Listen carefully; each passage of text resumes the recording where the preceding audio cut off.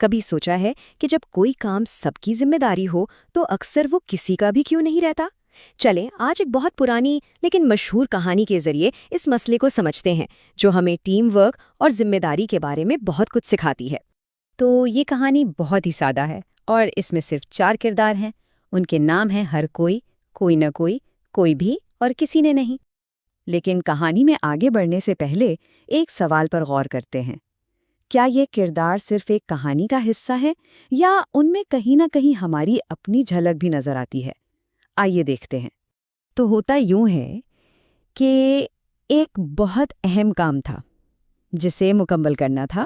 یہ ایک ایسا کام تھا جو سب کے لیے ضروری تھا اور سب کا فائدہ اسی میں تھا۔ کہانی کا آغاز ایک اجتماعی ذمہ داری سے ہوتا ہے، ایک ایسا کام جسے سب مل کر کر سکتے تھے، اور شروع میں تو یہ بات بالکل صاف تھی۔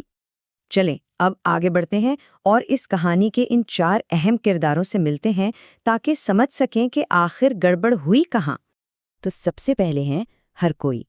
ہر کوئی کو پورا یقین تھا کہ فکر کی کوئی بات ہی نہیں، کیونکہ کوئی نہ کوئی تو یہ کام کر ہی لے گا۔ اس سوچ نے ذمہ داری کو خود بخود کسی اور پر ڈال دیا۔ پھر آتے ہیں کوئی نہ کوئی۔ جب کام نہیں ہوا تو کوئی نہ کوئی کو بہت غصہ آیا۔ کیوں؟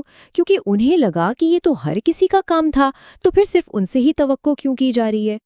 تیسرا کردار ہے کوئی بھی، اور سچ تو یہ ہے کہ کوئی بھی یہ کام کر سکتا تھا۔ یہ کوئی مشکل کام نہیں تھا اور گروپ میں موجود کوئی بھی شخص اسے آرام سے مکمل کر سکتا تھا۔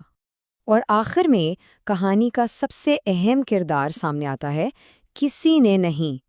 جب سب ایک دوسرے کا انتظار ہی کرتے رہے تو نتیجہ یہ نکلا کہ وہ کام کسی نے نہیں کیا۔ تو آخر یہ گتھی الجھی کیسے؟ اتنا سیدھا سا کام آخر ناکام کیوں ہو گیا؟ اس کی جڑ ایک بنیادی غلط فہمی میں چھپی تھی جو ذمہ داری کی تقسیم کے بارے میں تھی۔ یہاں سوچ اور حقیقت کا فرق بالکل صاف نظر آتا ہے۔ ہر کوئی تو بس یہی سوچتا رہا کہ ارے یہ کام تو کوئی بھی کر لے گا، لیکن حقیقت یہ تھی کہ جب ذمہ داری واضح نہ ہو تو نتیجہ یہ نکلتا ہے کہ کام کسی نے نہیں کیا۔ اور جب کام نہیں ہوتا تو اس کا لازمی نتیجہ کیا نکلتا ہے؟ جی ہاں، الزام تراشی کا کھیل۔ ہر کوئی کسی اور کو قصوروار ٹھہرانے کی کوشش کرتا ہے۔ کہانی کا کلائمیکس یہاں سے شروع ہوتا ہے۔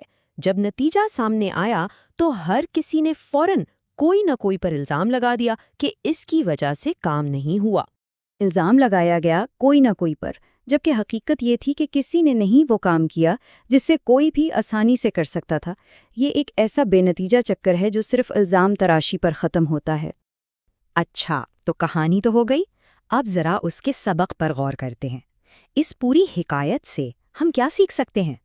تو سبق یہ ہے کہ ان کرداروں کو اپنی زندگی میں پہچانا جائے۔ یہ ذمہ داری کی منتقلی کا ایک پورا چکر بن جاتا ہے۔ ہر کوئی فرض کر لیتا ہے، کوئی نہ کوئی ناراض ہو جاتا ہے، کوئی بھی قدم نہیں اٹھاتا اور آخر میں کسی نے نہیں جیت جاتا ہے۔ اور یہ ایک ایسا پیٹرن ہے جو ہمیں دفتروں سے لے کر گھروں تک ہر جگہ نظر آتا ہے۔ اور آخر میں یہ کہانی ایک بہت اہم سوال چھوڑ جاتی ہے۔ ایسی صورتحال میں جہاں ذمہ داری واضح نہ ہو، اصل ذمہ دار کون ہے؟